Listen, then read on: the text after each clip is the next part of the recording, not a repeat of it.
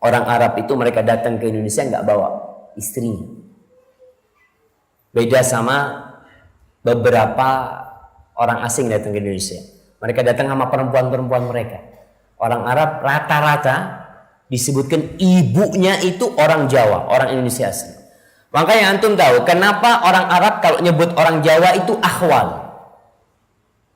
Akhwal itu berasal dari kata khol yang artinya saudara ibu. Jadi karena ibunya bukan orang Arab, kalau ketemu orang Jawa siapa fulan? Akhwal. Saudaranya ibu maksud. Karena mereka tidak bawa istri dari Arab. Ya gimana perjalanan naik kapal laut dari sana ke sini kan? Perempuan tidak tahan dengan perjalanan panjang itu. Syekh Ahmad Surkati kulitnya gelap. Beliau punya jenggot nggak lebat. Jenggotnya Syekh Ahmad itu ya ada di ujungnya.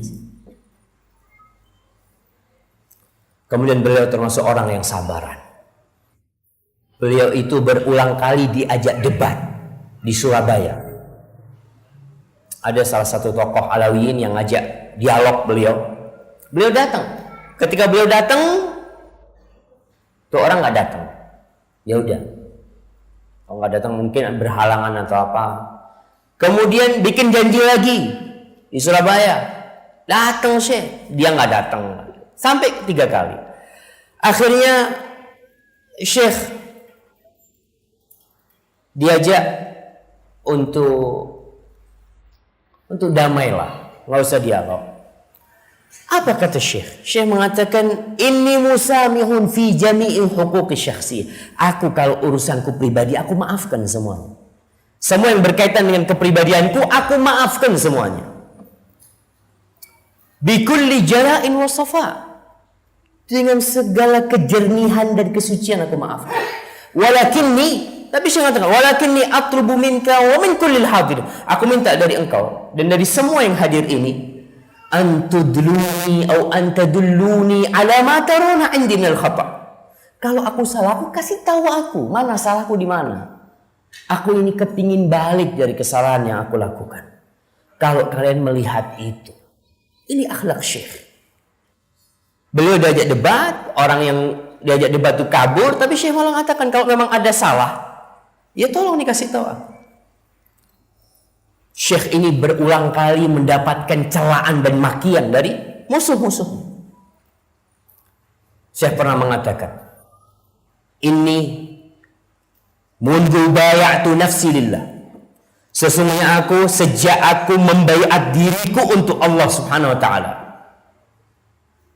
Wa azamtu an akuna da'iyan li dinil haq. Dan aku bertekad untuk menjadi penyeru untuk agama yang benar. Wa ihya'i sunnati sayyidil mursalin. Ini Syekh mengatakan. Dan untuk menghidupkan sunnah-sunnahnya sayyidil mursalin. Sunnahnya Rasul SAW. Wa tasaffahtu tarikh. Aku sudah buka lembaran-lembaran sejarah. Wa alimtu halaman sabaqu mimman aradu ma aradtu. Aku tahu bagaimana kondisi orang-orang yang ingin menegakkan sunnah. Syekh baca tuh sejarah. Yang menyeru kepada kebenaran. Wa ma asabahum fi sabilid da'wah. Apa yang ditimpa mereka ketika mereka berdakwah menyeru kepada kebenaran itu. Wa tasawwartu kullama kana min qawlin wa fi'lin. Dan aku sudah bayangkan itu. Semua ucapan, semua perbuatan yang akan didapat. Wa ma la'allahu sayakunu ba'da dhalik. Dan apa yang terjadi setelah itu aku udah bayangin. Apa kata Syekh? Tasaddaqtu bi'irdi qabla kulli syai' fi sabilillah. Aku bersedekah kehormatanku, aku sedekahkan sebelum segala sesuatu untuk di jalan Allah Subhanahu wa taala. Wala arji'u fi sadaqati. Dan aku enggak mungkin balik di sedekahku.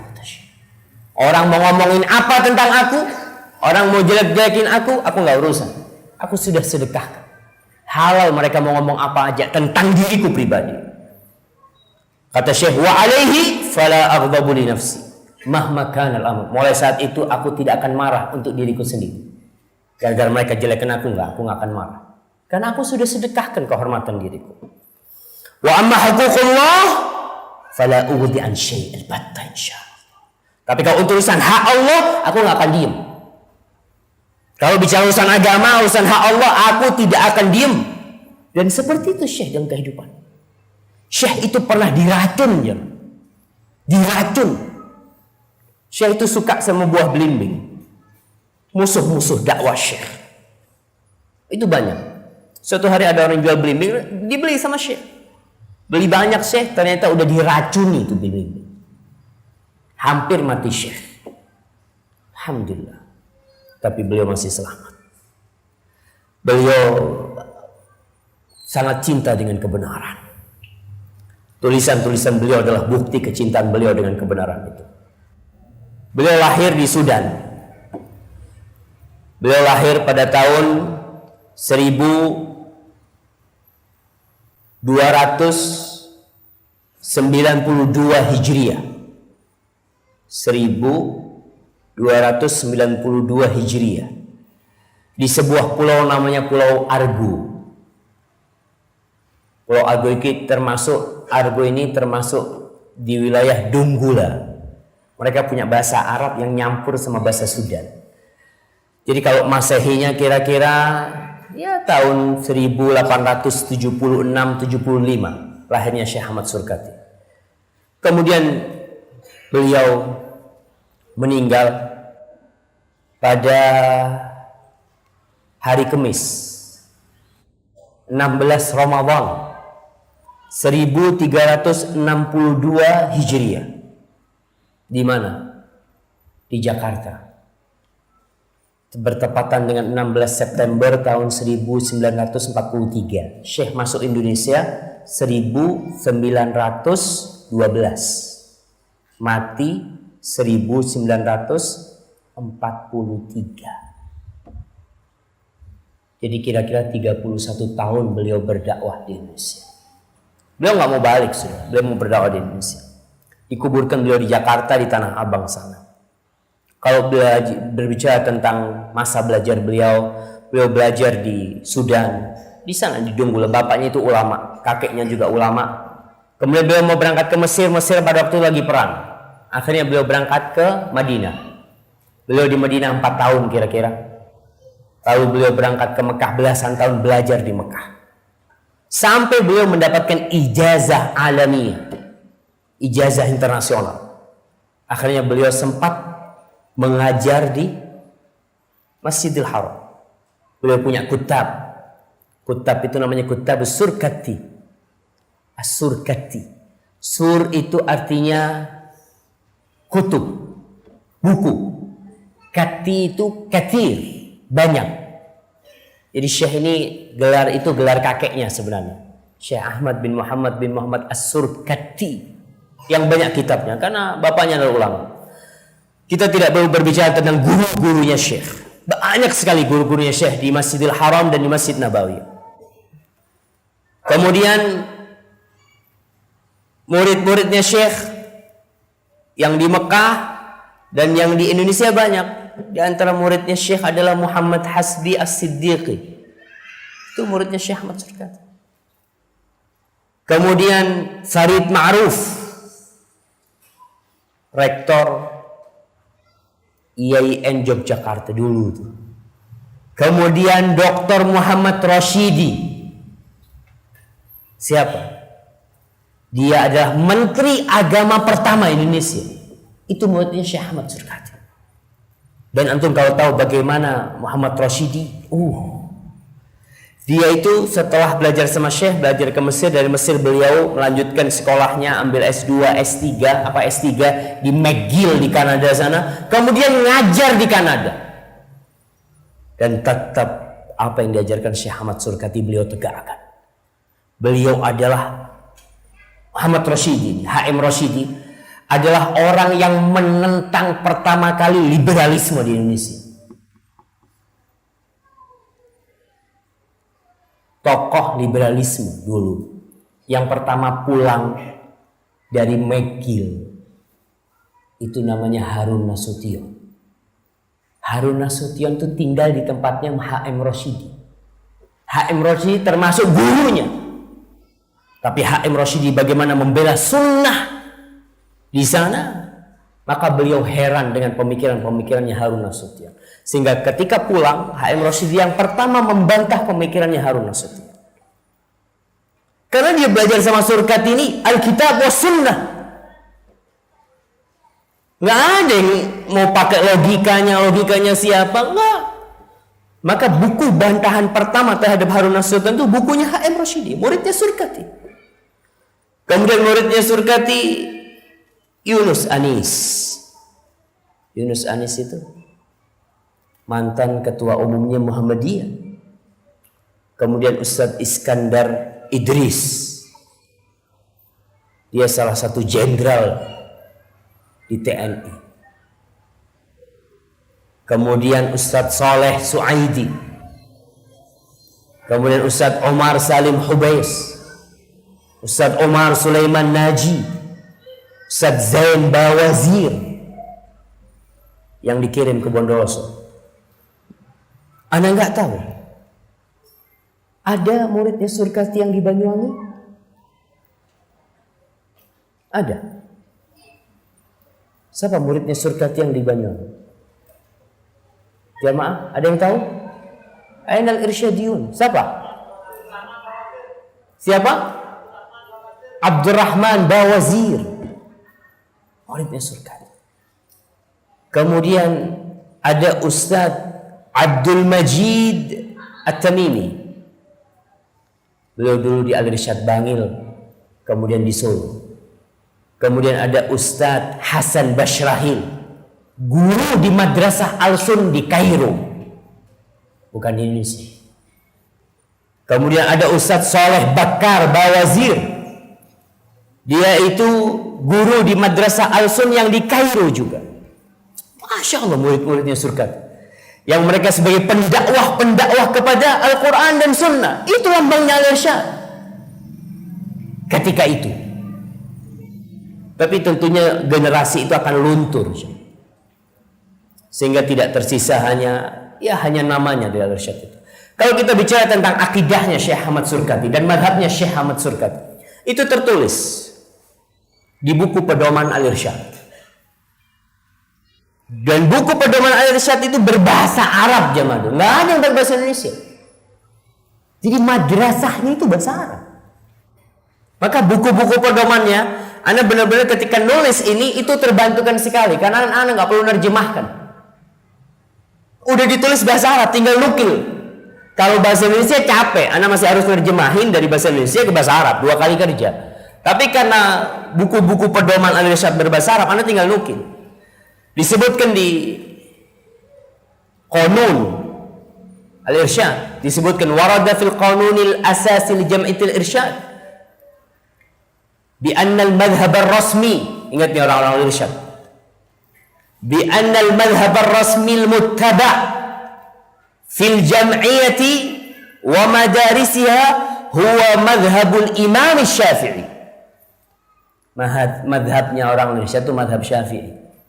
Ana mau tanya, apa bukunya madhab Syafi'i yang diajarkan di Masjid Al-Irsyad? Apa sekarang? Madhab yang resmi madhabnya Syafi'i. Ana 6 tahun belajar di Ma'had Al-Irsyad Bondowoso ketika itu. Nggak ada kita belajar madhab Syafi'i. Mana? Pengakuan madhab Syafi'i ini tertulis di Qanun yang mungkin sudah hilang tuh bukunya. Dan Syekh orang yang ahli dalam madhab Syafi'i, karena beliau sekolah di ulama-ulama Syafi'iyah yang ada di Mekah dan Madinah. Tapi beliau tidak ta'assub dengan madhab. Makanya Syekh Ahmad Surkati punya buku judulnya Al-Masailul Thalath. Apa terjemahan bahasa Indonesia? Al-Masailul Thalath. 3 landasan utama. 3 landasan utama. Ini yang seharusnya orang Al-Irsyad baca tuh. Kalau inti ngaku orang Al-Irsyad, syukur inti baca nih buku nih. Bagaimana Surkati tidak ta'assub dengan madhab. Dia membedah di buku itu tentang permasalahan-permasalahan yang terjadi, ya perselisihan cukup besar. Masalah ziarah kubur, masalah syafaat, masalah tawassul, masalah bid'ah. dan sunnah. Itu beliau jelaskan di kitabnya. Kita nih yang orang-orang al-irsyad. Yang ente baca. Ngaku orang al-irsyad. Baca buku Surkati. Kalau akidahnya, maka disebutkan di konon situ. Al-madhabur rasmi. Madhab yang rasmi. Li jami'i madarisi hadhil jum'iyah. Semua madrasah yang ikut jum'iyah ini, madhabnya adalah huwa madhabul imam al-mujtahid Muhammad bin Idris al-Syafi'i fil fiqhi wa fil aqaidi madhabu ahli sunnati wal jamaah. Fikihnya Syafi'i, akidahnya akidah ahli sunnah wal jamaah. Terus maksudnya ahli sunnah wal jamaah itu apa? Karena kita tahu kalau orang-orang Nahdlatul Ulama mereka sebutkan madhabu ahli sunnah wal jamaah, disebut madhabnya Abul Hasan al-Ash'ari dan madhab Maturidi. Adapun al-irsyad disebutkan di dalam kitab judulnya Tarikh Harakatil Islah wal Irsyad wa Syekhul Irsyadin. Surkati disebut Syekhul Irsyadin. Disebutkan ahlu sunnah wal jamaah hum ahlul madhahibil arba'ah wa man kana ala minhajihim minal a'immati. Tuh yang disebut ahlu sunnah wal jamaah itu imam yang 4 tuh. Imam siapa?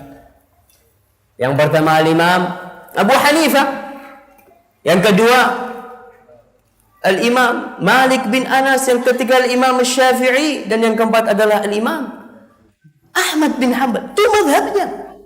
Itu yang disebut ahlu sunnah wal jamaah. Ini dijelaskan dalam kitab Syekhul Irsyadi. Apa yang dimaksud dengan ahlu sunnah wal jamaah?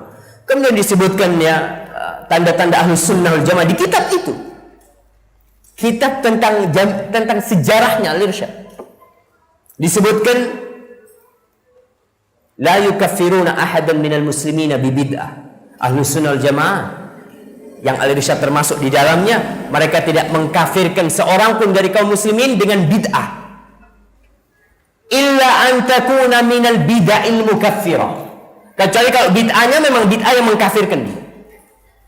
Ini akidahnya orang al-irsyad. Tidak sembarangan mengkafirkan orang, enggak. Orang al-irsyad tidak seperti itu. Kecuali bid'ahnya sampai memang tingkatan kafir. Seperti orang yang mengakui bahwasanya Allah bisa menyatu dengan makhluknya. Itu akidah yang kafir orang yang mengatakan hal itu. Yang tanda-tanda ahlu sunnah disebutkan dalam kitab ini. La yatabarra'una min ahadin minas sahabah. Mereka tidak berlepas diri dari sahabat. Satu pun dari sahabat nggak ada. Orang-orang al-irsyad mereka adalah cinta kepada semua sahabat. Yatawallawna al-khulafa al-arba'a. Mereka berloyalitas kepada khalifah yang 4. Abu Bakar, Umar, Utsman, Ali, dan berdoa untuk mereka. Tanda ahlu sunnah jamaah yuhibbuna ahla baiti Rasulullah SAW. Mereka cinta kepada keluarga Nabi Muhammad SAW. Lihat, irsyadiyun itu bukan nawasib yang benci kepada keluarga Nabi. Irsyadiyun itu juga bukan syiah. Mereka ahlu sunnah wal jamaah. Cinta kepada para sahabat dan cinta kepada keluarga Rasulullah SAW. Kemudian disebutkan di sini, la yaj'aluna al-masail al-khilafiyyah al-furu'iyyah. Ahlu sunnah jamaah tidak menjadikan permasalahan khilaf yang cabang-cabang permasalahan sababan lit-ta'ni fil a'immah wala lit-tafriq bainal muslimin. Tidak menjadikan itu sebagai alasan untuk mencela para imam-imam. Dan tidak pula menjadikan pemecah belah antara kaum muslimin. Ahlu sunnah jamaah. Antum kalau baca kitabnya Syekhul Islam Ibn Taimiyah, beliau mengarang kitab Raf'ul Malam Anil A'immatil A'lam. Diangkatnya cela atas imam-imam yang terkenal mereka. Mereka manusia biasa. Mereka kadang-kadang berfatwa salah biasa. Tapi kita tidak mencela mereka. Para jamaah ini tanda-tanda ahlu sunnah al-jamaah yang disebutkan oleh irsyad. Sama orang-orang irsyad. Kemudian Syekh Ahmad Surkati, beliau berulang kali dalam kitabnya. Ini kitab yang tulisan tangan beliau. Insya Allah bukan beliau yang tulis tangan. Beliau mengimlakkan kepada muridnya ketika perjalanan. Judul kitabnya ini Ithaful Ibad. Ini kitabnya Syekh Ahmad Surkati. Ithaful Ibad bitafnidi maza'imil Haddad. Ini kitab dialog dengan Al-Haddad, salah satu dari tokoh Alawiyin. Beliau mengatakan nih dalam kitabnya, "Falyalam Alawi Al-Haddad wa amthaluhu," hendaklah Alawi Al-Haddad dan yang semisal dengan Alawi Al-Haddad.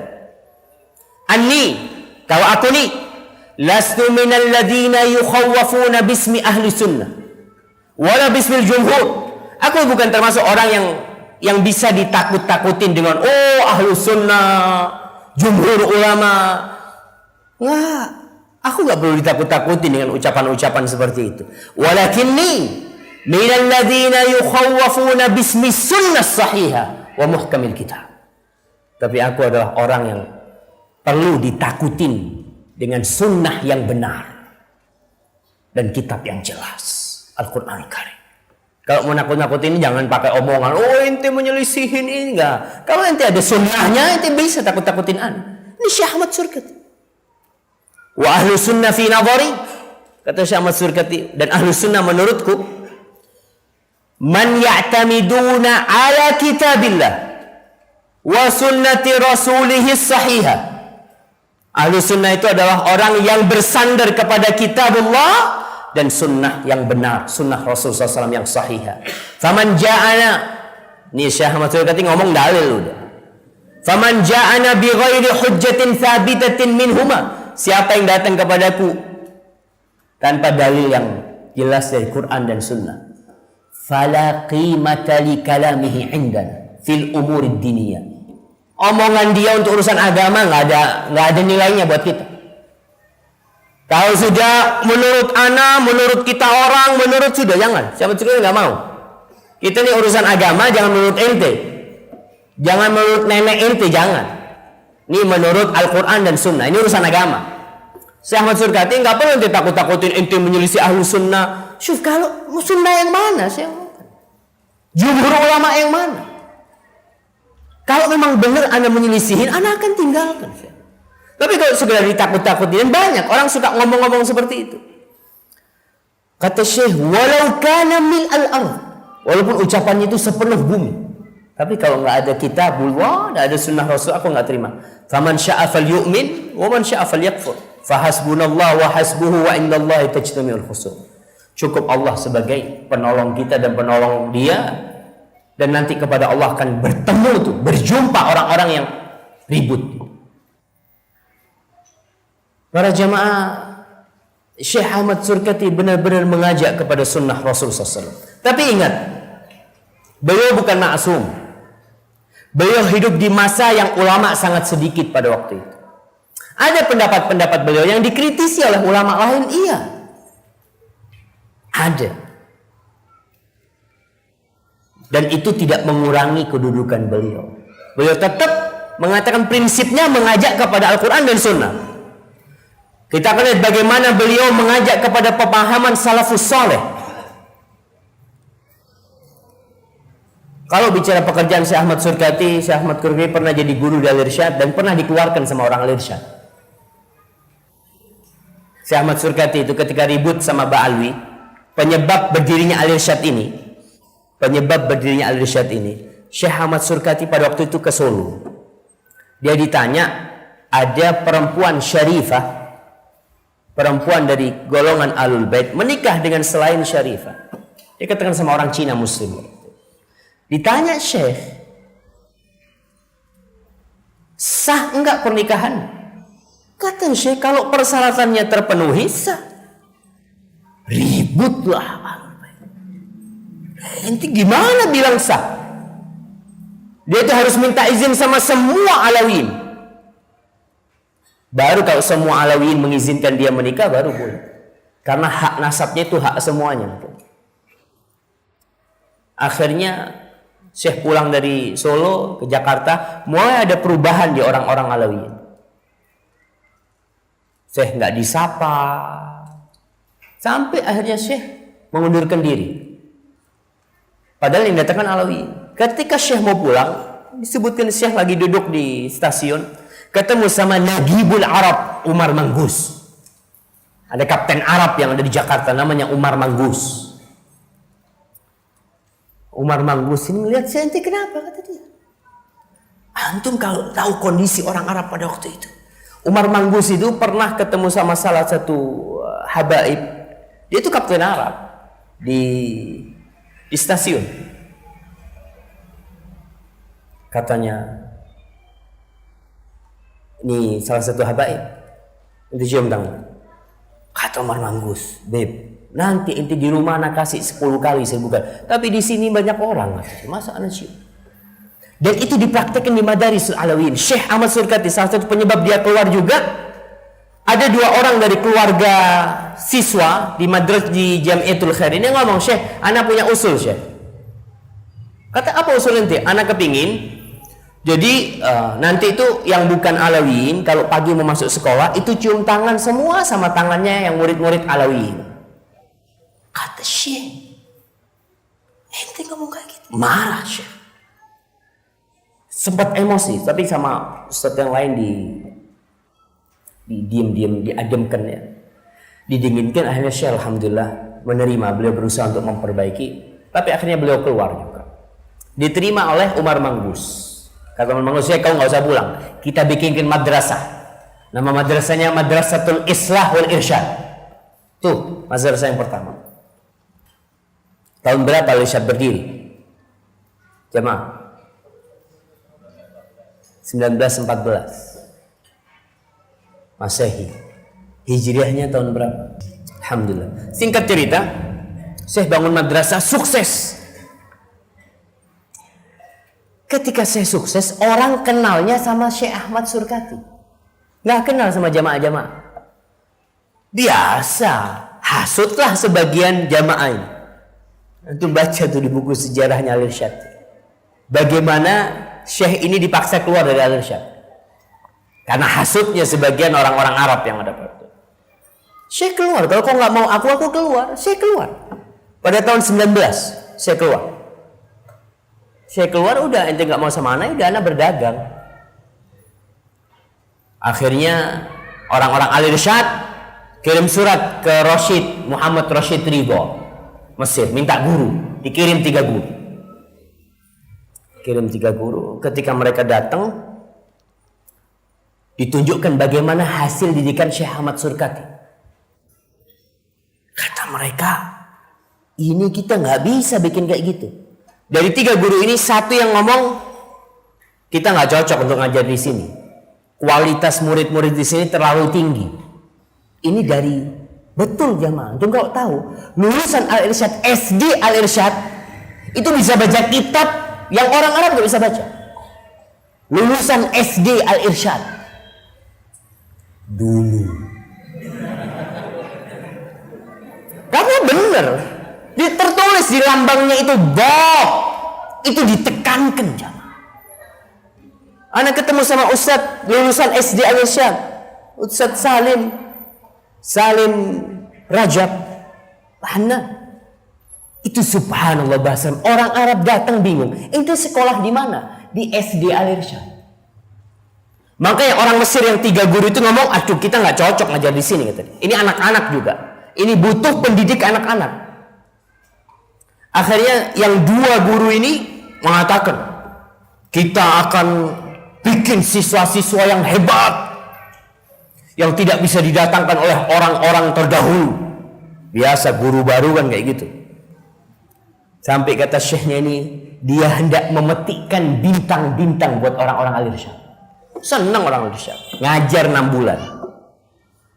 Yang syekh yang satu ini, yang jujur, dipulangin karena dia anak nggak bisa ngajar. Dan 2 syekh dari Mesir itu,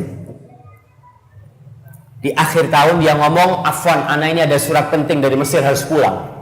Karena dia lihat ini ada hasilnya. Yang dia omongin nggak ada hasilnya. Akhirnya ketika ditinggal, diambil gedungnya sama Belanda. Biasa pemerintah itu kalau ada yayasan tanah wakaf yang tidak dikelola, diambil sama pemerintah. Ketika itu diambil tuh gedungnya sama Belanda. Akhirnya meja kursinya dibawa ke rumahnya orang-orang pengurus Al Irsyad.